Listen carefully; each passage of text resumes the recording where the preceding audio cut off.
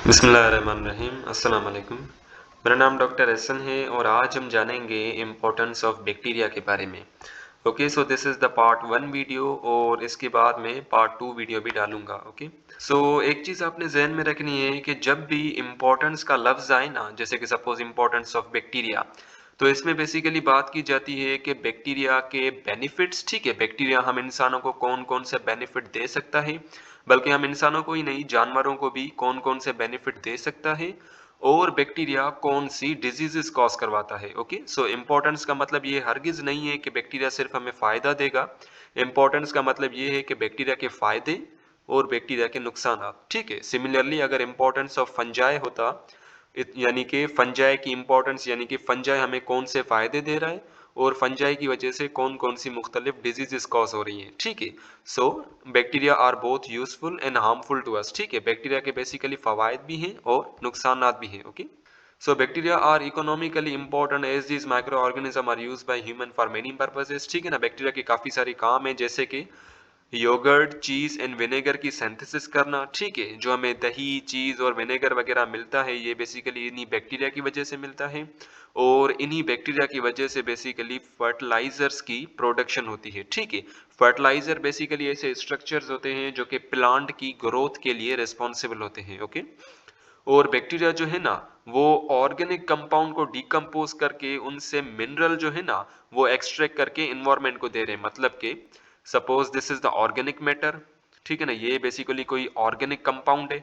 Okay, और इसके अंदर कार्बन भी मौजूद है, हाइड्रोजन भी मौजूद है, सल्फर भी मौजूद है, फास्फोरस भी मौजूद है। ओके, और मिनरल जो है ना, मिनरल बेसिकली हम कहते हैं कि इनऑर्गेनिक कंपाउंड्स। ठीक है, मिनरल बेसिकली क्या होते हैं, इनऑर्गेनिक कंपाउंड्स होते हैं जो कि प्लांट की ग्रोथ के लिए रिस्पॉन्सिबल होते हैं। ओके, सो जैसे अगर मैं बात करूं सल्फर की, so sulphur this is the mineral. Okay, so ये बैक्टीरिया क्या करेगा कि इस ऑर्गेनिक कंपाउंड से ये जो सल्फर है ना, इसको यहाँ से बाहर निकालेगा और इसे इन्वायरमेंट में स्प्रेड कर देगा। ओके, सो इसने क्या किया कि इस सल्फर मिनरल को ऑर्गेनिक कंपाउंड से निकाला और इसे इन्वायरमेंट के अंदर डाल दिया। ठीक है, अभी इन्हीं मिनरल की वजह से प्लांट्स जो है ना, उनकी ग्रोथ होगी। ठीक है, प्लांट बेसिकली इन्हीं मिनरल से फायदा उठाएंगे। Okay, then we have the Rhizobium leguminosarum as symbiont and perform nitrogen fixation in the roots of leguminous plant. Basically suppose this is the leguminous plant, this is the stem, these are the roots and this is the leaf. ठीक है, this is the leguminous plant और ये basically इनके roots हैं। Okay, so these are the roots, और इन्हीं roots के अंदर बेसिकली इन्हीं रूट्स के पास काफी सारे रूट नोड्यूल्स होते हैं। ओके, सो ये जो मैं ब्लैक से बना रहा हूँ ना, these are the root nodules. ठीक है, और ये जो राइजोबियम बैक्टीरिया है ना, ये इन्हीं रूट नोड्यूल्स के ऊपर रहते हैं, और ये वाले बैक्टीरिया क्या करते हैं कि एटमॉस्फेयर से नाइट्रोजन को उठाते हैं। ठीक है ना, एटमॉस्फेयर से नाइट्रोजन को उठाते हैं और उसी नाइट्रोजन को कन्वर्ट करते हैं मुख्तलिफ नाइट्रोजीनियस कंपाउंड के अंदर। ठीक है, और अब ये प्लांट जो है ना, लेग्यूमिनस प्लांट, इन्हीं नाइट्रोजीनियस कंपाउंड से फायदा उठाएगा और अपनी ग्रोथ को इंक्रीज करेगा। ओके, सो इससे बेसिकली क्या हो रहा है कि राइजोबियम बैक्टीरिया की वजह से लेग्यूमिनस प्लांट की प्रोडक्टिविटी बढ़ रही है। ठीक है ना, प्रोडक्टिविटी कैसे है कि वो राइजोबियम बैक्टीरिया जो है वो बेसिकली नाइट्रोजन कंपाउंड की फॉर्मेशन कर रहा है। ठीक है, एटमॉस्फेयर से नाइट्रोजन गैस को उठा रहा है और उसे मुख्तलिफ नाइट्रोजिनस कंपाउंड में कन्वर्ट कर रहा है, और वही जो नाइट्रोजिनस कंपाउंड है ना, अब इस लेग्यूमिनस प्लांट के लिए बहुत ही ज्यादा इंपॉर्टेंट है, इसकी ग्रोथ के लिए और इसकी प्रॉपर फंक्शनिंग के लिए। Okay, bacteria are also used in genetic engineering and medical research. ठीक है, जेनेटिक इंजीनियरिंग में बेसिकली यही होता है, जेनेटिक रिकॉम्बिनेशन हो गया। ठीक है ना, यानी कि बाहर से लाई हुई कोई भी जीन हम इंसर्ट करें बैक्टीरिया के जीनोम के अंदर। ठीक है, अब basically E coli bacteria, Escherichia coli bacteria से मुख्तलिफ एंटीबायोटिक्स हम बनाते हैं, जैसे कि एमोक्सिसिलिन हो गया। ठीक है ना, और इसी एस्चेरिशिया कोलाई से हम राइबोफ्लेविन बनाते हैं। Riboflavin is the vitamin B2, और विटामिन जो है ना, विटामिन हम कहते हैं कि ऐसे ऑर्गेनिक कंपाउंड्स जो कि हमारे प्रॉपर फंक्शनिंग के लिए, हमारी बॉडी के प्रॉपर फंक्शनिंग के लिए और बॉडी की ग्रोथ के लिए क्या होते हैं, रिस्पॉन्सिबल होते हैं। Okay, and then we have the vitamin K. ठीक है ना, ये ई कोलाई बैक्टीरिया विटामिन के की, विटामिन B2 की, ठीक है ना, बेसिकली इनकी फॉर्मेशन करवाता है। Bacterial plasmid is also used in the genetic engineering to produce useful products. ठीक है ना, अब बेसिकली हम जेनेटिक इंजीनियरिंग में क्या करते हैं कि suppose this is a bacteria, this is the genetic material of bacteria and this is the plasmid of bacteria.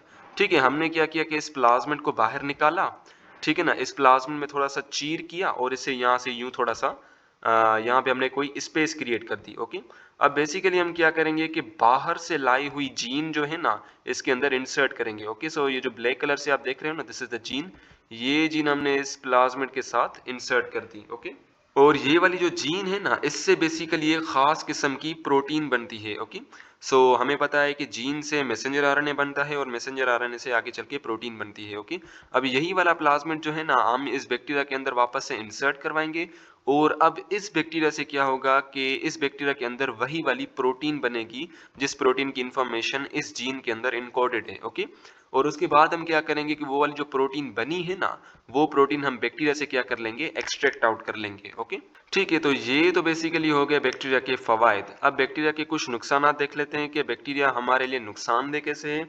Bacteria जो है ना वो बेसिकली हमारे फूड को स्पॉइल कर देता है, खाने को खराब कर देता है। ओके, और बैक्टीरिया जो है वो प्लांट्स और एनिमल्स के अंदर मुख्तलिफ डिजीजेस कॉज करवाता है, जैसे कि ट्यूबरक्लोसिस हो गया, वो एनिमल्स के अंदर कॉज होती है। Some saprophytic bacteria cause delay of our food and make it unpalatable. ठीक है ना, अब जो सेप्रोफाइटिक बैक्टीरिया जो है ना, सेप्रोफाइटिक बैक्टीरिया ऐसे बैक्टीरिया जो कि मरे हुए जानवरों को खाते हैं। ओके, सो ये बेसिकली क्या करते हैं कि हमारे खाने को खराब कर देते हैं, ठीक है ना, और उन्हें अनपैलेटेबल यानी कि हम उन्हें खा नहीं सकते, बिल्कुल अनफेवरेबल बना देते हैं, अनअप्रोप्रिएट बना देते हैं। Okay, The activities of certain bacteria produce powerful toxins such as ptomaines in the food. ठीक है ना, अब काफी सारे बैक्टीरिया ऐसे होते हैं जो कि टॉक्सिक कंपाउंड्स जो है ना वो सीक्रेट करते हैं खाने के ऊपर, जस्ट लाइक द टोमेन्स। ठीक है ना, टोमेन बेसिकली क्या है, ये एक टॉक्सिक कंपाउंड है जो कि बैक्टीरिया से सीक्रेट होता है। Okay, these toxins are powerful enough to cause food poisoning which cause in serious illness and even death। ठीक है ना, अब ये वाले जो टॉक्सिन्स है ना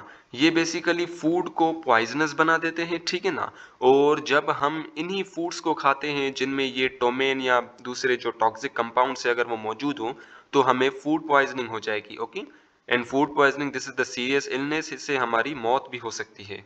जैसे कि suppose clostridium botulinum, this is the bacteria, और ये वाला बैक्टीरिया क्या करता है, एक टॉक्सिक कंपाउंड जो है ना वो सीक्रेट करता है फूड्स के ऊपर, और अगर वही वाला फूड हम खा लें तो बेसिकली हमें फूड पॉइजनिंग हो जाएगी और हमें एक डिजीज कॉज हो जाएगी जिसे हम कहेंगे बोटुलिज्म। ठीक है, बोटुलिज्म में बेसिकली क्या होता है कि डायरिया होता है कि डायरिया मीन्स लूज मोशन, और इससे क्या होता है कि हमारा जिस्म का पानी जो है ना वो काफी सारा जाया हो जाता है और इससे बेसिकली हमारी मौत भी हो सकती है। ओके, सो फैटल मीन्स डेडली।